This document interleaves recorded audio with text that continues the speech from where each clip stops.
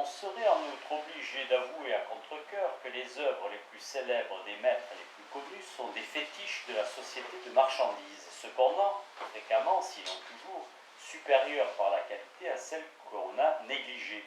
Dans le jugement de l'histoire, la domination comme opinion dominante rencontre le déploiement de la vérité des œuvres. En tant qu'antithèse de la société existante, cette vérité ne s'épuise pas dans les lois de son mouvement, mais possède son mouvement propre, contraire du précédent. Et dans l'histoire réelle, la répression augmente autant que le potentiel de liberté solidaire du contenu de vérité de l'art. Les mérites d'une œuvre, son niveau formel, sa structure interne, ne se reconnaissent habituellement que lorsque le matériau a vieilli, ou lorsque le sensorium est émoussé vis-à-vis des signes frappants de la façade. Beethoven ne put sans doute être entendu comme compositeur qu'après que le gestus du titanesque, son effet primaire, ait été dépassé par les effets grossiers de compositeurs plus jeunes comme Berlioz. La supériorité des grands impressionnistes sur Gauguin n'apparut que quand les innovations de celui-ci pâlirent au regard d'inventions ultérieures. Afin que la qualité se déploie historiquement, il n'est pas seulement besoin de celle-ci en soi, mais de ce qui en résulte et donne du relief aux plus anciens. Peut-être même règne-t-il une relation entre la qualité et un processus de dépérissement. La force de briser les barrières sociales qu'elles atteignent est inhérente à beaucoup d'œuvres. Tandis que les écrits de Kafka blessaient la compréhension du lecteur de roman par l'impossibilité éclatante et empirique du récit, il fut en vertu même de cette irritation compréhensible à tous. L'opinion proclamée à corps et à cri, unisono, par les occidentaux et les staliniens sur l'incompréhensibilité de l'art moderne, continue d'illustrer parfaitement ce phénomène. Elle est fausse car elle traite la réception comme une grandeur fixe et supprime les irruptions dans la conscience dont sont capables les œuvres incompatibles. Dans le monde administré, la forme adéquate dans laquelle sont reçues les œuvres d'art est celle de la communication, de l'incommunicable émergence de la conscience réifiée. Les œuvres dans lesquelles la structure esthétique se transcende sous la pression du contenu de vérité occupent la place que tenait autrefois le concept de sublime. En elles, l'esprit et le matériau s'éloignent l'un de l'autre dans l'effort vers l'unité. Leur esprit s'expérimente comme un non représentable sensible, et leurs matériaux, ceux à quoi elles sont liées en dehors de leurs limites, confinium, comme non conciliables avec l'unité des œuvres.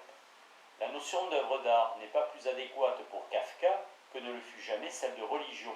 Le matériau, c'est-à-dire selon l'expression de Benjamin Lalangue, se dépouille et apparaît dans toute sa nudité. L'esprit reçoit de lui la qualité d'une seconde abstraction. La théorie kantienne du sentiment du sublime décrit à plus forte raison un art qui frémit en soi, en se suspendant au nom d'un contenu de vérité évident, sans toutefois en tant qu'art perdre son caractère d'apparence.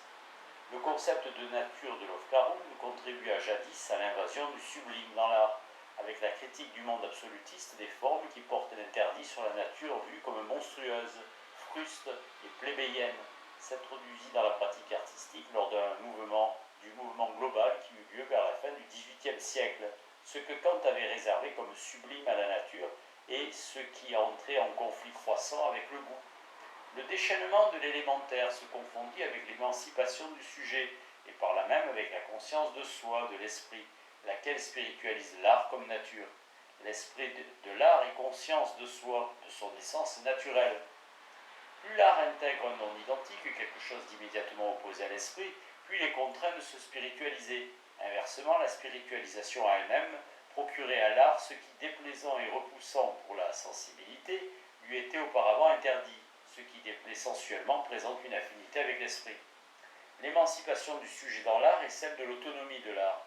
Si l'art est libéré de la prise en considération de celui qui reçoit, la façade sensible lui est indifférente. Celle-ci se transforme en une fonction du contenu qui tire sa force de ce qui n'est pas déjà approuvé et imposé par la société. L'art se spiritualise non pas par les idées qu'il transmet, mais par l'élémentaire. C'est cette absence d'intention qui est capable de recevoir l'esprit en soi. La dialectique des deux constitue le contenu de vérité. La spiritualité esthétique s'est toujours mieux accommodée du fauve, de ce qui dépend de la culture.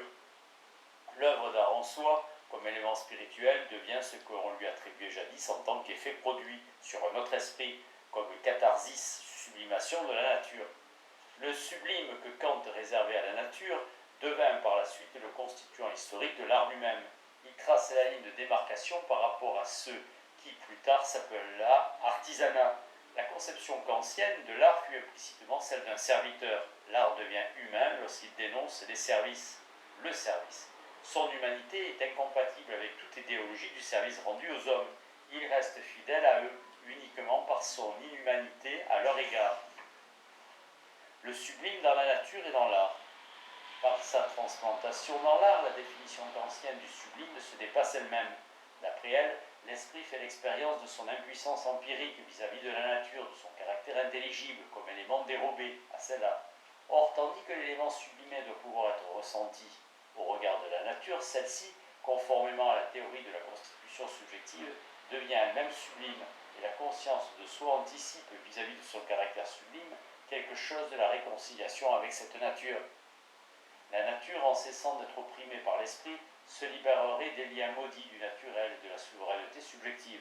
Cette émancipation serait le retour de la nature et elle-même image inversée de la pure et simple existence et le sublime.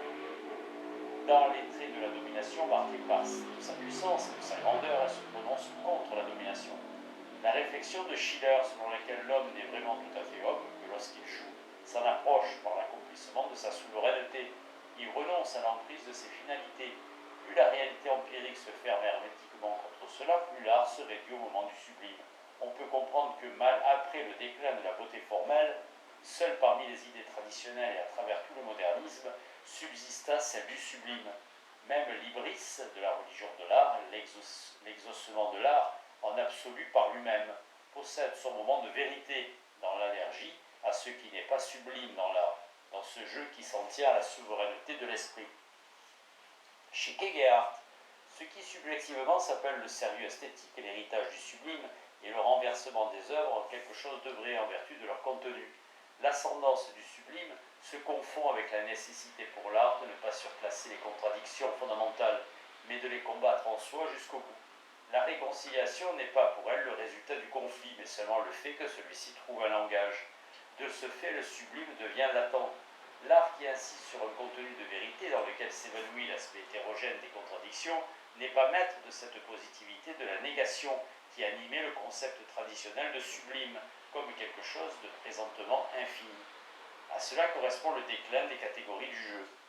Même au XIXe siècle et contre Wagner, une théorie classique célèbre définit la musique comme un jeu de formes sonores et mouvantes.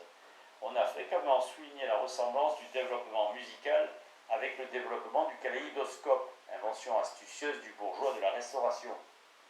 Inutile de nier par confiance en la culture cette ressemblance. Les zones d'écroulement dans la musique symphonique, comme celle de Mahler, trouvent leur analogie fidèle dans les situations du kaléidoscope, où une série d'images légèrement changeantes s'écroule et où une constellation qualitativement modifiée réapparaît. Seul l'élément abstrait indéfini de la musique, son changement, son articulation, est fortement défini par ses moyens propres et dans la totalité des déterminations qu'elle se donne elle-même. Elle acquiert le contenu que la notion de jeu de forme ignore. Ce qui veut se faire passer pour sublime sonne creux. Ce qui joue inlassablement régresse à la puérilité dont cela est issu. Certes, en même temps que la dynamisation de l'art et de sa définition immanente comme activité, s'accroît implicitement aussi son caractère de jeu. L'œuvre orchestrale la plus importante de Debussy s'appelle Un siècle avant Beckett, Jeu. La critique de la profondeur et du sérieux en venant à se diriger contre la surestimation d'une intériorité, d'une profondeur provinciale, est toutefois autant idéologique que cette dernière, justification de la participation efficace et inconsciente de l'activité pour elle-même. Le sublime finit évidemment par se changer en son contraire. Face aux œuvres d'art concrètes, il n'y aurait absolument plus lieu de parler de sublime, sans le rabâchage de la religion culturelle. Et cela provient de la dynamique de la catégorie de sublime elle-même. L'histoire a rejoint la formule selon laquelle il n'y a qu'un pas du sublime au ridicule, et l'a réalisée elle-même dans toute sa cruauté, comme le dit un jour Napoléon lorsque la chance tourna. Dans son contexte, la phrase se voulait de style grandiose, une éloquence pathétique, qui, à cause de la disproportion entre son ambition et son accomplissement possible, le plus souvent à cause d'un prosaïsme insidieux, provoque un effet comique. Mais ce qui est visé dans le glissement du langage se produit dans le concept même de sublime. La grandeur de l'homme en tant qu'esprit dominateur de la nature devrait être sublime. Si cependant l'expérience du sublime se dévoile comme la conscience de l'homme à de son essence, la structure de la catégorie sublime se modifie. Elle-même était dans la version kantienne affectée par la futilité de l'homme. En elle, précarité de l'individu empirique, devait apparaître l'éternité de sa définition universelle, celle de l'esprit. Si cependant l'esprit est lui-même réduit à sa dimension naturelle, l'anéantissement de l'individu cesse d'être en lui positivement supprimé. Par le triomphe de l'intelligible dans l'individu qui résiste à la mort, par l'esprit, celui-ci se rengorge, comme si porteur de l'esprit, il était malgré tout absolu. Il est ainsi livré au comique. Au tragique lui-même, l'art avancé dédie la comédie. Le sublime et le jeu convergent. Le sublime souligne l'investissement immédiat de l'œuvre d'art par la théologie, et revendique le sens de l'existence, une dernière fois, en vertu du déclin de celle-ci. Contre ce verdict, l'art ne peut rien par lui-même. Il a dans la construction du sublime chez Kant quelque chose qui résiste à l'objection selon laquelle il ne l'aurait réservé au sentiment de la nature que parce qu'il n'avait pas encore fait l'expérience du grand art subjectif. Inconsciemment, sa théorie exprime que le sublime n'est pas incompatible avec le caractère d'apparence de l'art, tout comme la manière peut-être dont Haydn réagissait à Beethoven, qu'il appelait le grand mongol. Lorsque l'art bourgeois fit appel au sublime et ainsi se ressaisit, le mouvement du sublime vers sa négation était déjà inscrit en lui. La théologie elle-même est rebelle à son intégration esthétique. Le sublime comme apparence possède également son non-sens et contribue à la neutralisation de la vérité. C'est de cela que la sonate à Kreutzer de Tolstoï accusait l'art. Le fait que les sentiments sur lesquels il se fonde soient l'apparence témoigne d'ailleurs contre l'esthétique subjective du sentiment. Ceux-là ne le sont pas, ils sont réels. L'apparence adhère aux œuvres esthétiques. L'ascétisme kantien envers ce qui est esthétiquement sublime anticipe objectivement la critique du classicisme héroïque et de l'art emphatique qui en dérive. Cependant, en situant le sublime dans une grandeur imposante, dans l'antithèse de la puissance et de l'impuissance, Kant a sans hésitation affirmé sa complicité évidente avec la domination. Kant doit s'en tenir honteux et convertir ce qui reste en permanence et ce qu'il voulait et que voulait l'idée de sublime. Kant n'éludait absolument pas le fait que la grandeur qualitative en tant que telle ne soit pas sublime. Il eut profondément raison de définir le concept de sublime par la résistance de l'esprit contre la surpuissance. Le concept de sublime ne s'applique pas immédiatement au phénomène. Les hautes montagnes parlent en tant qu'image d'un espace libéré de ses chaînes, de ses entraves, et d'une participation possible à cette libération, non par le fait qu'elles écrasent. L'héritage du sublime est la négativité non modérée, nue et évidente, comme le promettait jadis l'apparence du sublime.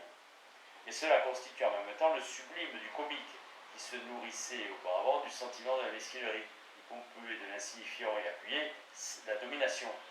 L'inutile est comique par sa prétention à devenir quelque chose d'important, prétention dont il témoigne par sa simple existence et contre laquelle il se bat aux côtés de l'adversaire.